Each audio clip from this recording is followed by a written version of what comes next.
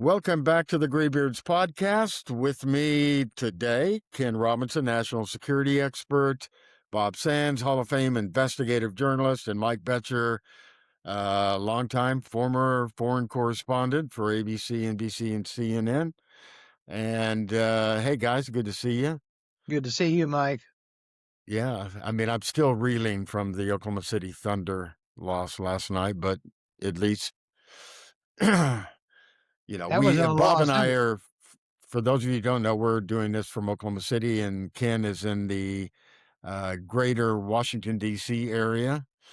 Yeah, I wear a life jacket because I'm very, very close to the swamp.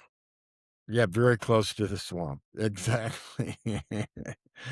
And then the double whammy for us Okies is that our softball team will not be in the World Series. They got upset by Mississippi State. So I don't know. It's been a bad sports weekend. So we'll see.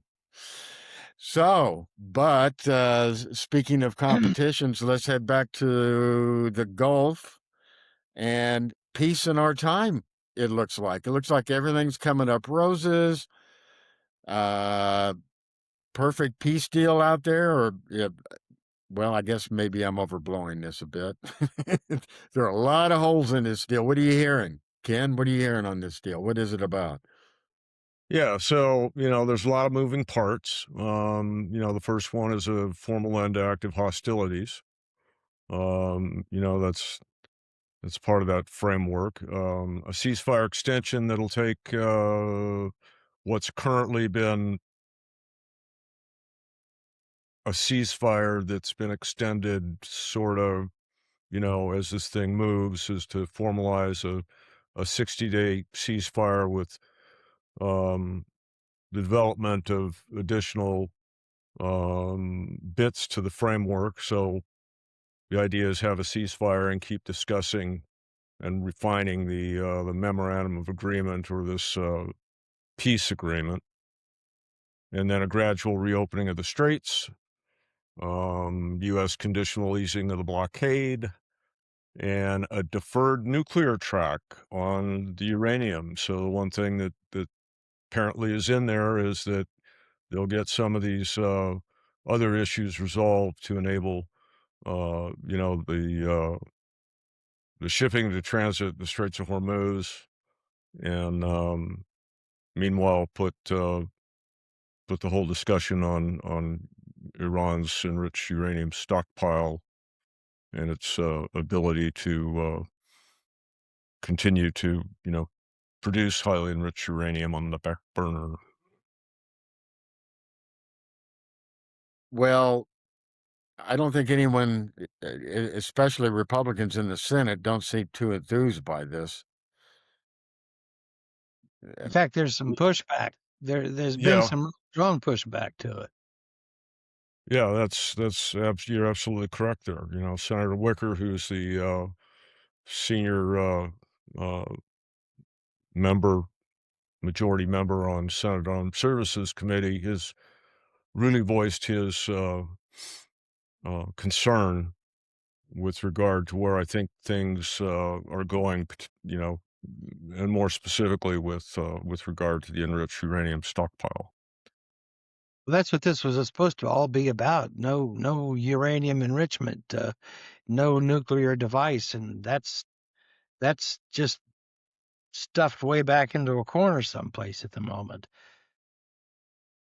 I mean, Iranian state TV is saying, the president of Iran said on Iranian state TV that they will assure the world that they will not build a nuclear weapon, but they're not going. It doesn't sound like they're going for a formal agreement on this. They're just going to assure the world.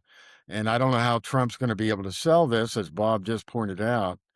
I mean, it's going to be a tough sell, saying that we stopped a nuclear weapon. And I don't think you do that by, I think they'll try it. And I think that's what they're trying now, is by constantly saying, yeah, we're going to have a nuclear deal. We're going to have a nuclear deal. Meantime, the Iranians are saying, no. And I don't think they're motivated except by if the oil sanctions are lifted, which would be part of this deal, and the funds that have been tied up for decades are released.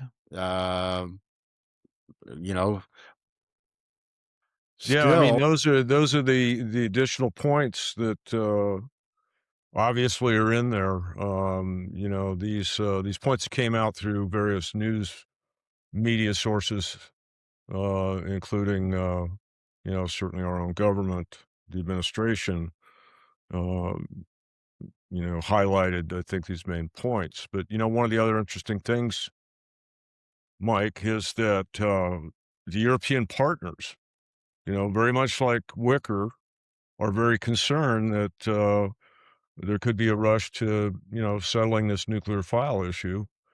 And, as currently outlined, it's a super shallow framework, and they're not comfortable with it. And we all know Israel's certainly not comfortable with it. In fact, Netanyahu has made very clear that regardless of whatever else happens, Israel will retain the right to strike if they feel, um, it's in their best interest to do so.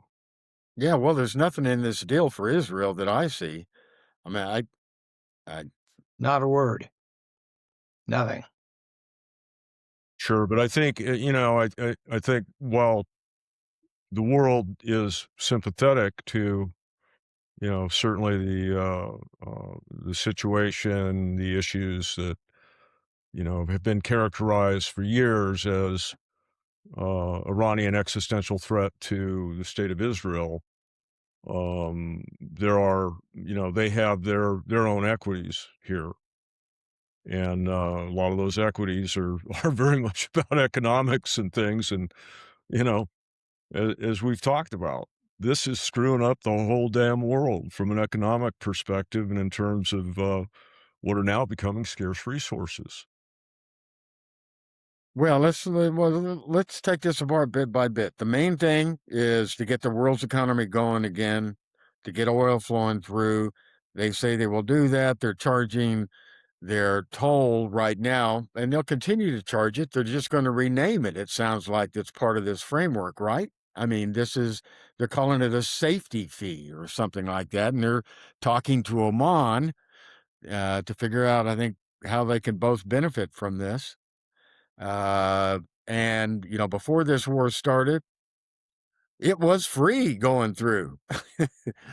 Now we're going to have a safety fee. You can't make this shit up, brothers. No, you can't. But you can.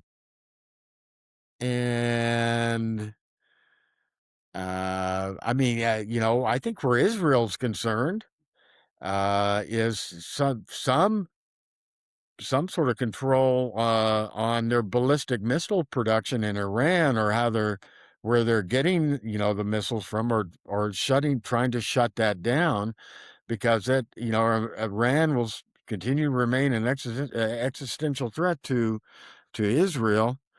But there's nothing about ballistic missiles being talked about in any of this either. Really, and they're punting the nuclear issue down the road. I'm just not sure. We see this played out every damn weekend almost, Well, every you know, weekend. Mike, some of the competing hypothesis with this is, number 1, and you know, we talked about this a little bit before the podcast. You know, this constant, you know, up and down parlay situation, um, certainly it's got to be associated with, you know, the causality's got to be associated to some degree with all these wild trades we're seeing in the market. I mean, it's become clearly evident that every time the president talks about either ramping up or ramping down, there is a very quick impact on the price of oil and then certainly what's going on with oil stocks and everything else related. And it's gotten to a point where, you can't help but think there's some kind of manipulation going on there, and somebody's making money on it. Well, that's for sure because the stock market right now is over 50,000. I mean, it's in record territory. It zoomed straight up. Oil futures plummeted. I started the day at 91 for West Texas Intermediate. It's down to 90 now.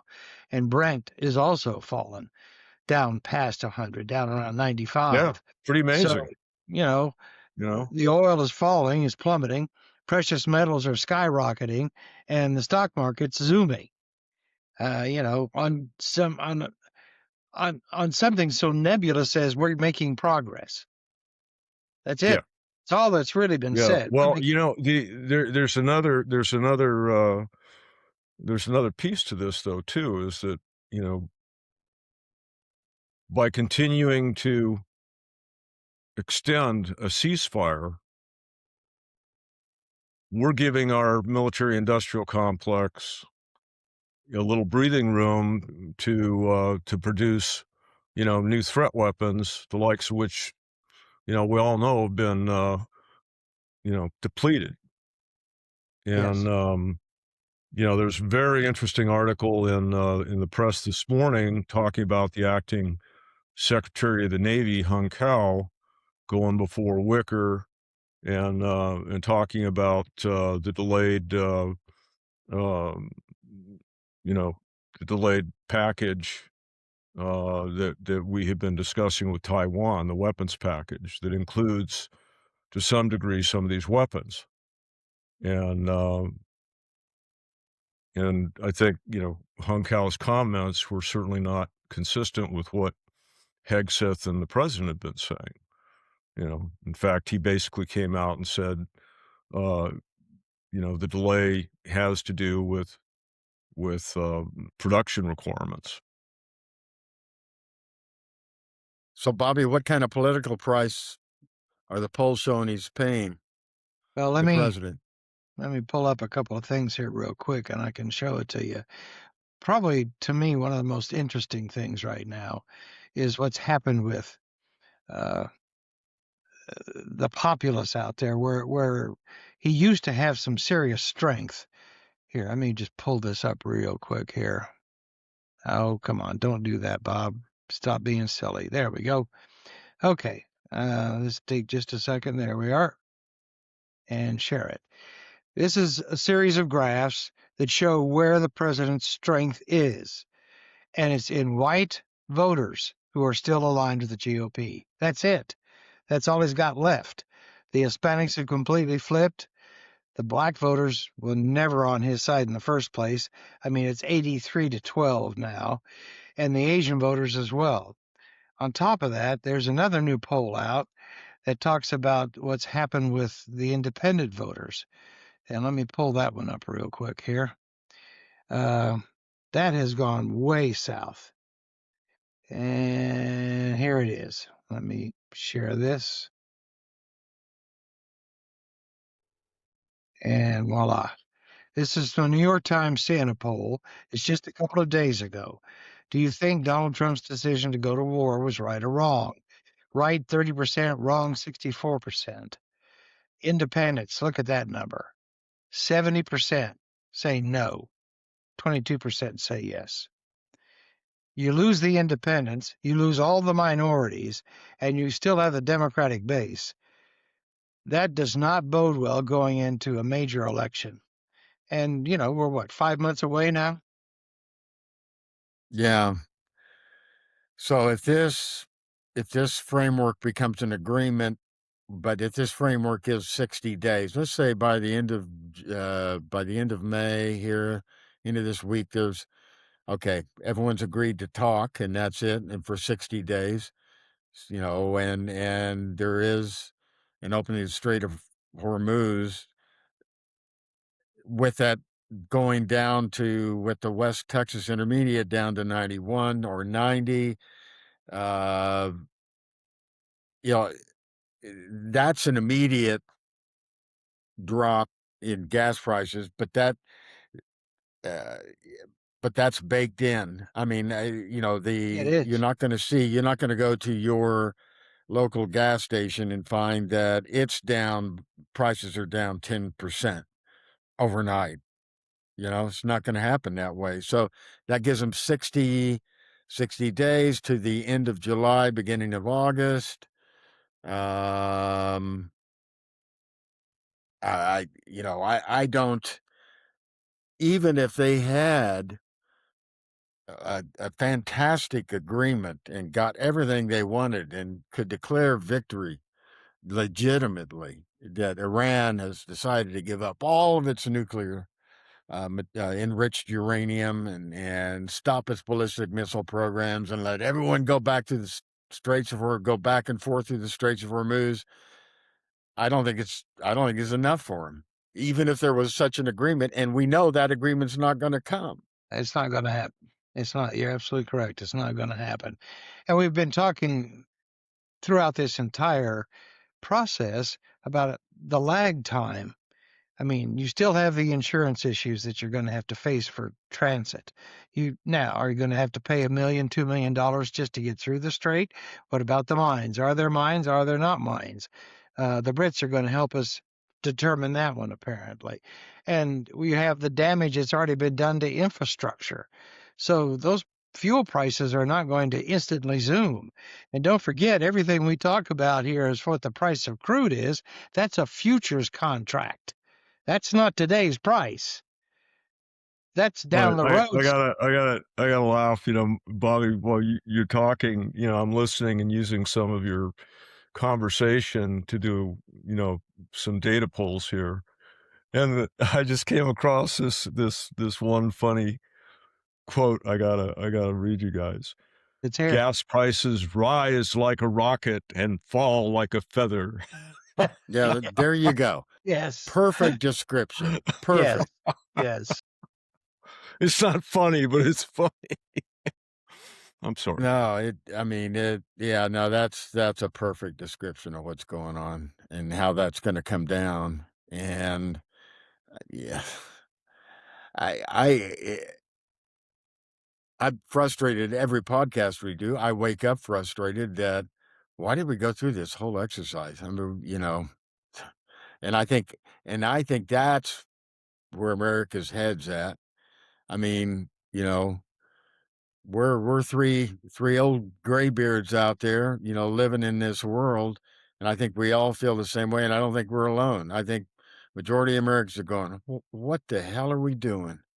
And in the middle of it all, really harmed the reputation and hurt alliances, and basically reshaped the security structure of the Middle East and Gulf. Who knows what's going to emerge from this and what things are going to look like down the line. And, Netanyahu can blow this thing up at any moment too. That's how fragile it is, because there's nothing in it for him.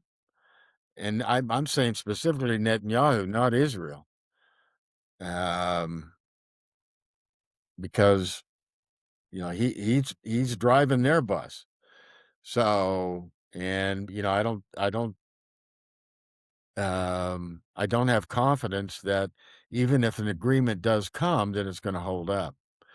But it's going to produce enough political dividends for the president that Republicans can maintain control. I think it's a given they're going to lose control of the House.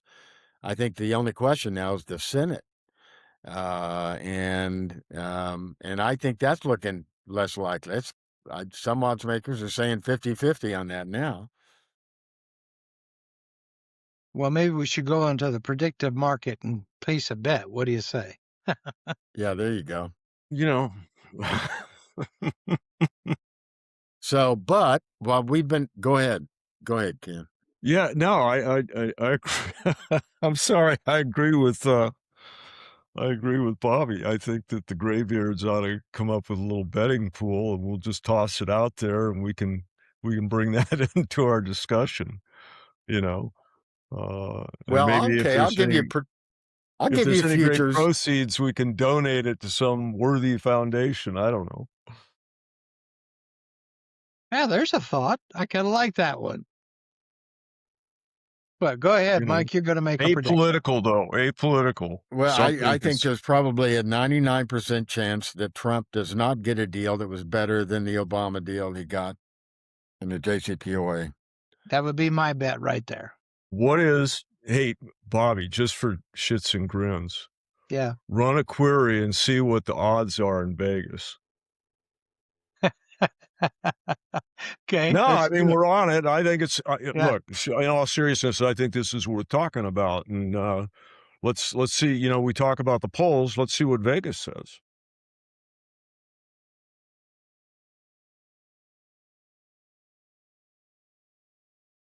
Well, let's see what it says. Artificial intelligence. Okay. Artificial intelligence doesn't even want to take that one on. Yeah, that's because That's too easy. OpenAI has got itself nicely aligned with the Department of Defense, where Anthropic Yes. is blackballed or blacklisted. And if you're using Yeah. ChatGPT, of course it's not gonna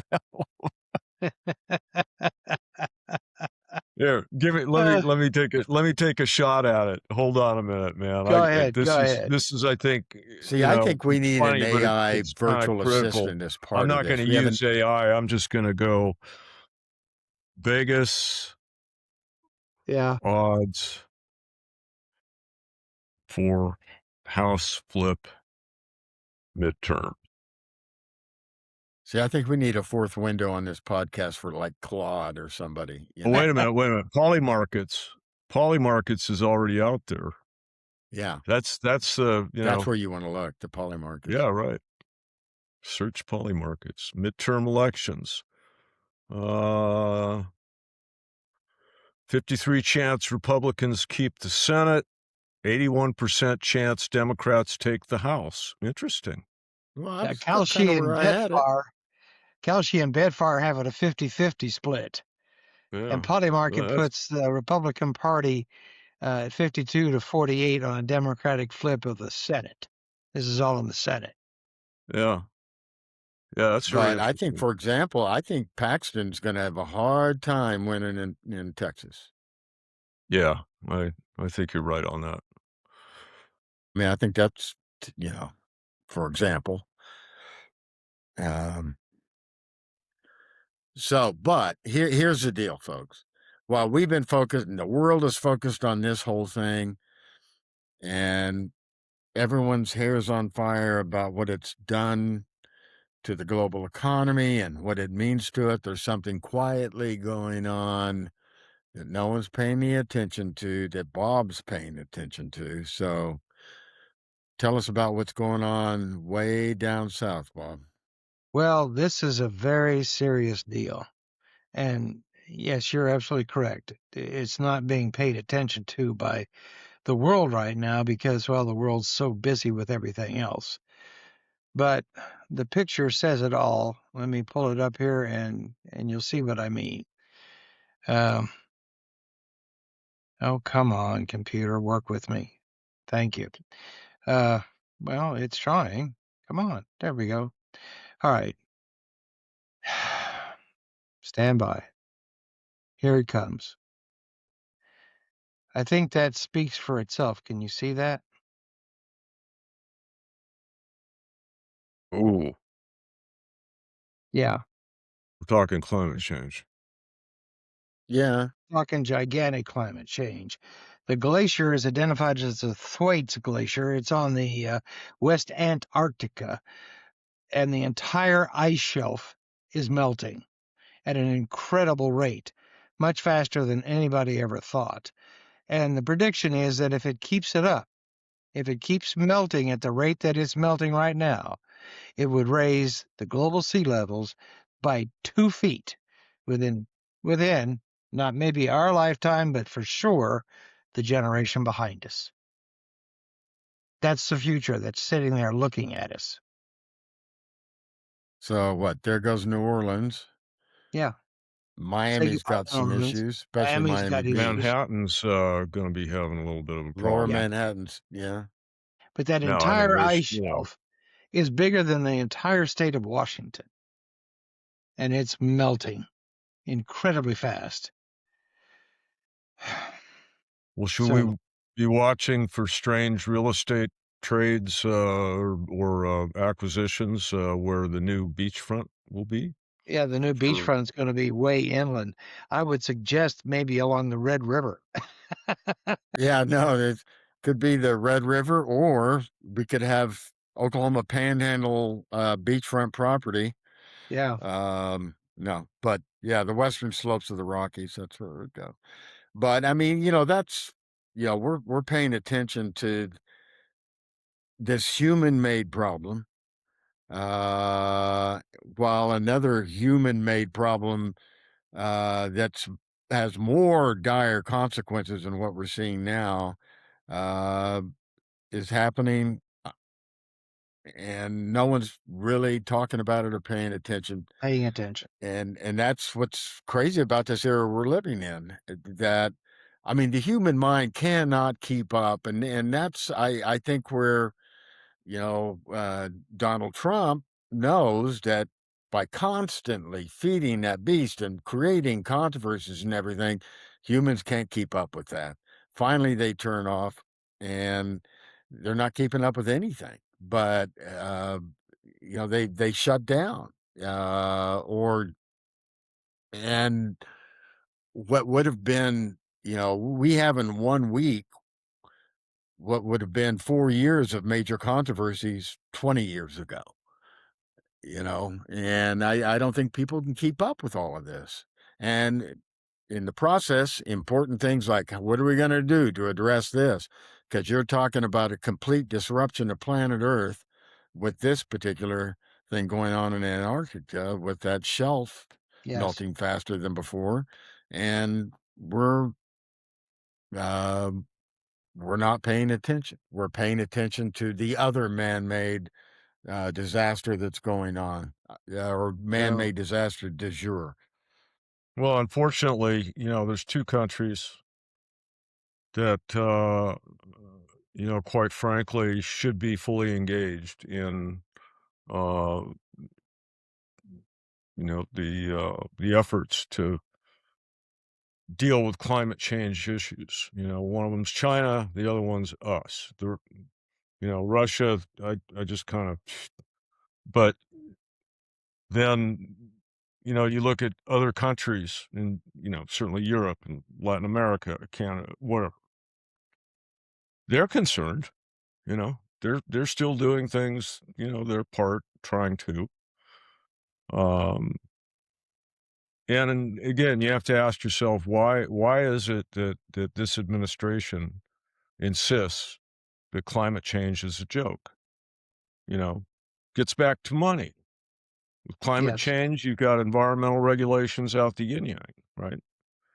And by denying it and um, getting rid of and/or ignoring, regulations with regard to, you know, drilling and mining and all these things that tend to contaminate the environment and and ruin the planet. Um, it's all about money making, you it know. is. And at what point do these guys have, I mean, you can only spend so much money, Yeah, you know. And I'm not going to start calling out the names because, I think everybody knows that Everybody pays knows. attention to this kind of thing. Yeah, so hey, Ken, when you were the executive at a certain unnamed satellite imagery company, a really big one, um where did Climate are there change was a big satellites? deal.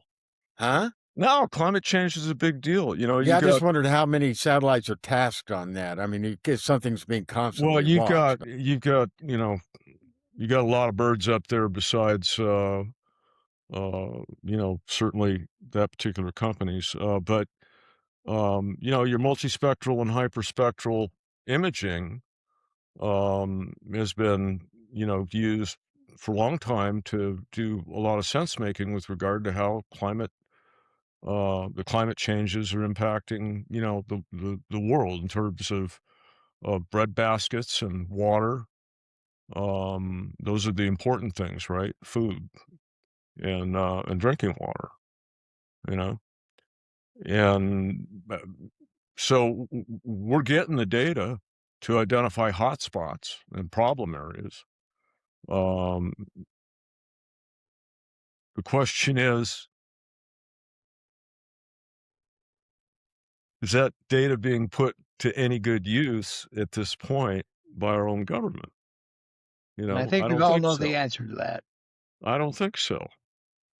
You know, I can tell you in previous years, everybody was worried about it. In fact, climate change was listed as a national security threat.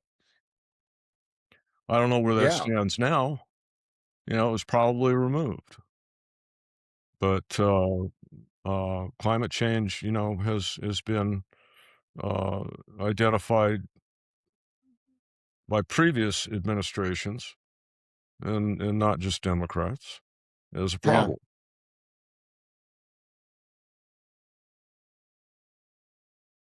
It well, hey folks, um, as hard as it may be, pay attention to everything because there's stuff that's gonna be thrown at you multiple times a day.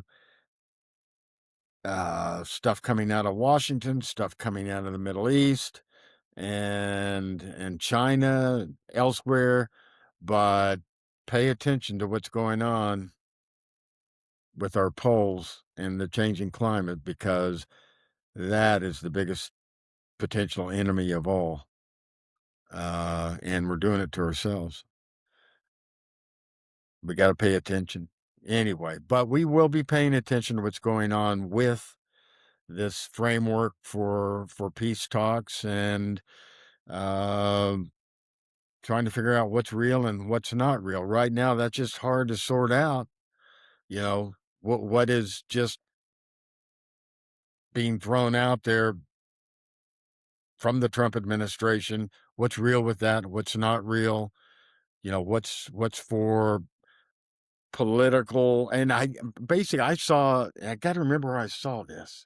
Did you guys see the story about where um, the Iranians were advised by someone in the Trump administration just to ignore what Trump says because that's for domestic consumption. They shouldn't worry about what he says there. Did you see that? I saw something on this. We'll talk more. We'll look this up and find it. But there was I was reading, was doing I some would be research. surprised. Yeah, that they were told now just ignore these statements that he's making. It was someone in the Trump administration or telling him that. So who knows? It might have been Rubio telling him that. But Yeah, I would think that he's probably, the most credible of the non-credible. yeah. But anyway, we'll figure that. I'll find that for next time we come on. We'll be keeping an eye on this. Anything else you guys want to touch on today I on think we this covered the beautiful basics. Memorial Day? I don't know, man. There was a wild shootout right outside the White House. Yeah, there was. Kind of That was a little incredible over the crazy. weekend. That was a little crazy. Yeah. Yeah. And this guy had been on the Secret Service radar.